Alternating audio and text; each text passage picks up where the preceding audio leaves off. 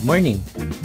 Nandito po tayo ngayon sa Plan Pro Matrix presentation at ipapaliwanag po natin ngayon kung paano ba gumagana yung e-rebates po natin. Pero before ang lahat, lagyan po muna natin ng konting comparison. Bakit mas magandang piliin ang Plan Pro Matrix bilang isang loading business unlike sa iba ng mga existing na? First, tignan po natin yung sa ibang loading companies. For example, ikaw dealer ka, bumili ka po ng funds, ng dealer funds na pwede mong ibenta sa mga retailer mo. Ngayon, yung mga retailer mo, syempre, ibebenta po nila yon sa kanilang mga customers. Once ang retailer is nakapagbenta sa customer nila, saka mo lang po makukuha yung commission mo. From one or other gives 2% commission. Ngayon, ano po yung difference nun sa PPM? Ganito lang po kasimple.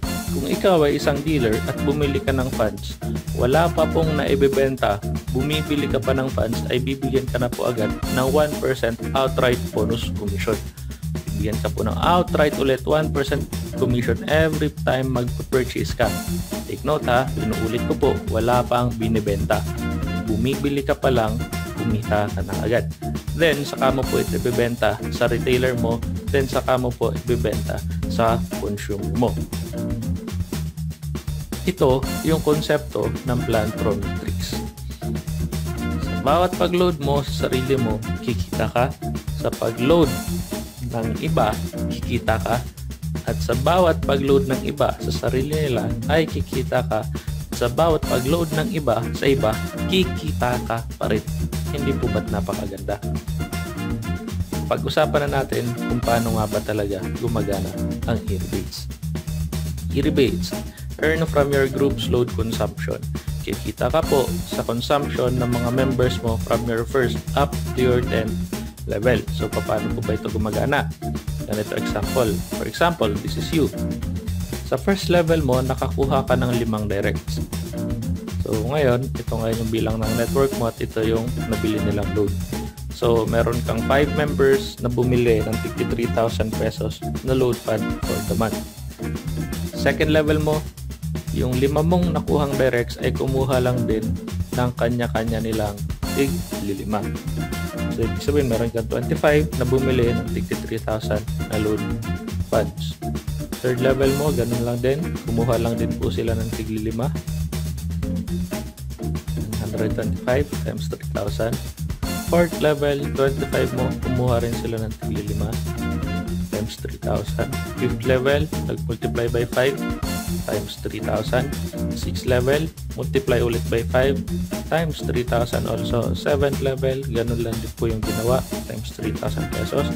Eighth level, nagtig-5 ulit, times 3,000. Ninth level, nagtig-5 ulit, times 3,000 pesos. And our 10th level, yung pong 5 mo ay bumili rin ng 53,000 pesos.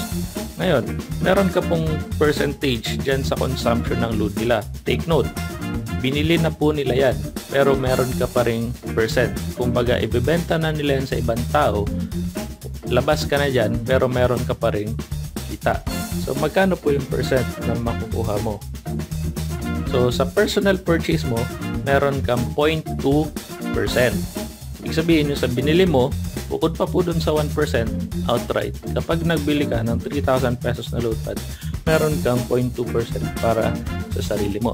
Ngayon, sa first level mo, meron kang 0.1%, second is 0.1%, third is 0.1%, 0.05 para sa 5th level, 0.05 sa 6th level, 0.06% 7th level, 0.7% sa 8th level, 0.7% sa 9th level, and 0.1% sa 10th level mo.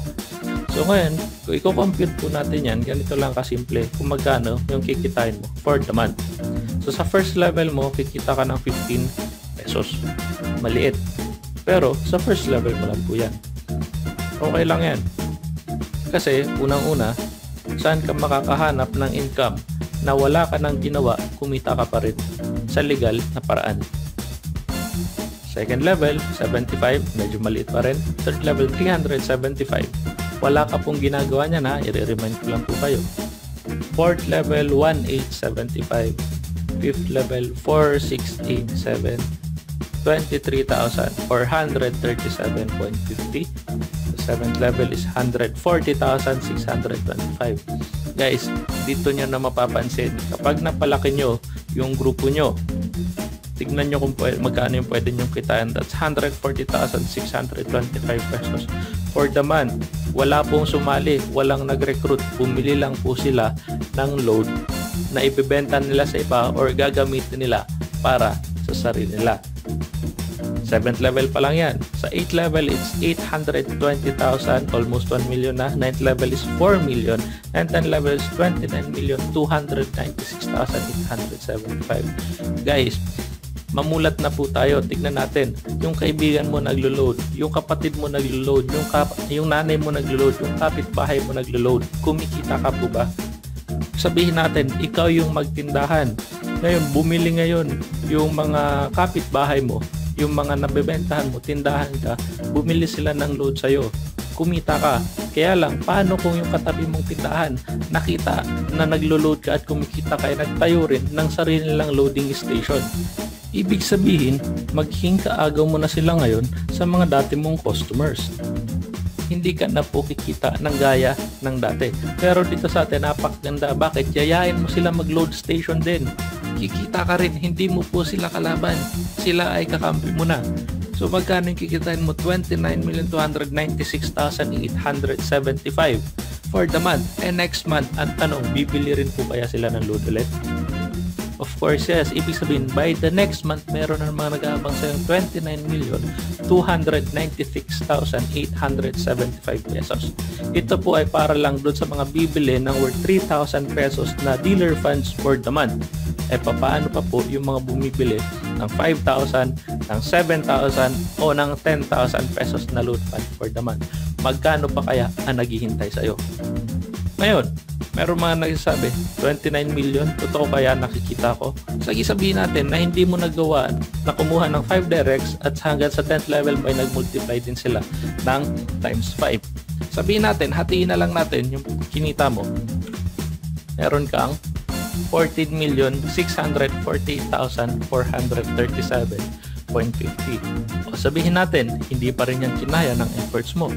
Hatiin pa rin natin ulit sa dalawa. That's still 7 million. Or worse comes to worse na sobrang tamad mo na at hindi mo pa rin nagawa yung ganong production, meron ka paling at least 3,662,909.37. Ngayon, tandaan po natin na numbers don't lie. Guys, ang ipinakita po namin sa inyo is simulation at simpleng computation kung magkano po ang pwede nating kitain dito sa e-rebates na marketing plan ng Plant Pro Matrix. Always remember din po natin, ang 1 plus 1 ay lagi pong 2 at hindi po siya pwedeng naging 3. So, kanina po, nag-multiply lang tayo ng 3,000 at minultiply lang natin sa kung ilan yung percentage na kikitain nyo. Ngayon, may mga nagtatanong po sa amin. May mga nagre-raise ng questions. Paano po kung may mga downline ako na hindi nakahit ng 3,000 pesos dealer funds for the month? Or paano kung hindi talaga sila bumili? Masasayang ba yung first to 10th level ko? The answer is a big no. Hindi po masasayang yon dahil meron po tayong system na ikinabit sa ating e-rebates. Yun po ay ang tinatawag na dynamic compression. Paano tumatakbo ang dynamic compression? Ganito lang po kasimple. Bigyan namin kayo ng isang visual example. Ikaw, meron tayong sample dito hanggang 4, 5, 6, 7, 8, 9, 10, 11, 12, 13, 14, 15, 16, hanggang 17 level. So, take note, mapapansin po ninyo, ang e-rebates po natin is from your first up to your 10th level lang. Pero example natin hanggang 17. Ngayon, ikaw, bumili ka ng 3,000 pesos na dealer funds for the month para syempre makakwalify ka at kumita sa e-rebates. Diba? Kasi sa first level mo, for example, wala silang pinili. Naku po, sayang yung 0.1% mo sa first level, diba? Second level, ganun rin. 0 rin. Third level, bumili lang po sila ng 2,500. Fourth level is 500. Next, wala ulit pinili. 700. 7th level mo, nag-qualify sila for the month para kumita sa e-rebates, 1,000 pesos. 8th level mo, 500. 9, 0. 10th level mo is 1,000. 11th level 800, 12th level 0, 13th level wala, 14th level is 3,000, 15th level mo meron kang 500, 16th level 3,000 yung binili, nag-qualify rin po ulit siya, at sa 17th level mo bumili po ng worth 1,200 na dealer funds.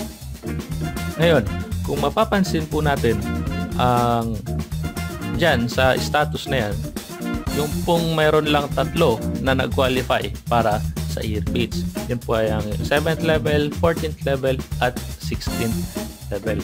Sila po yung mga nag-qualify.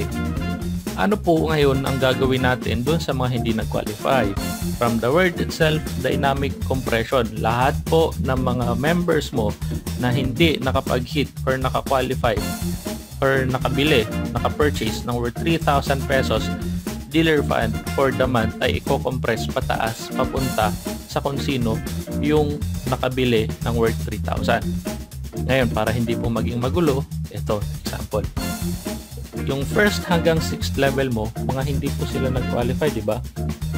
Iko-compress po sila papunta pataas sa'yo dahil ikaw naka-purchase ka ng 3,000 for the month. And 8 to 13th level mo, iko-compress sila papunta sa 7th level mo dahil siya nakapag-purchase. 15th level mo ko-compress hanggang 14th level, yung 3,500, yung hanggang 16th level mo. After po magawa ng company ang compression, saka pa lang po tayo magko-compute nung first up to your 10th level. Tataas po natin sila magsaserve as first, second, and third level mo. Hanggang third level lang po example natin, pero ito po ay gagawin ng system hanggang sa 10th level mo. Then saka po ibibigay yung percent, that's 0.2%, 0.1%, 0.1%, 0.1%. Ganun po kaganda at ganun po kasimple ang ating e-rebates. Guys, take note kung ano po yung numbers na ipinakita dito sa presentation na ito. Lahat po ay totoo at yun po ay pwede nyong kitain. So kung gusto nyo pong kumita at gusto nyong maging mayaman, gusto nyo maging milyonaryo sa larangan ng loading, mag-Plan Pro Matrix na po kayo. Huwag na po kayo magdalawang isip. Tara, sali na.